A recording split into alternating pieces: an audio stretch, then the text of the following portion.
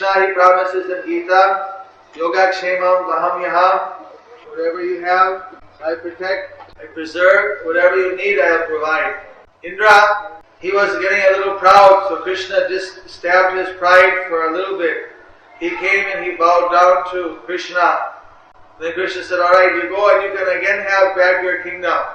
But you be more humble, you be more conscious of me. Don't get overly proud. Sometimes people have a mistaken idea that Krishna takes away. They say, don't worship Krishna, he'll take away everything. This is a misconception. If someone is too proud, if they're bewildered, if they're being harmed because of their ignorance and their intoxication with materialistic life, then he may take away for a moment to bring back the sense. And then he gives once one has the proper consciousness.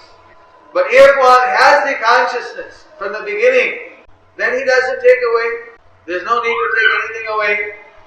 Just like if a small child is playing with a knife, you may take the knife away because the child may hurt.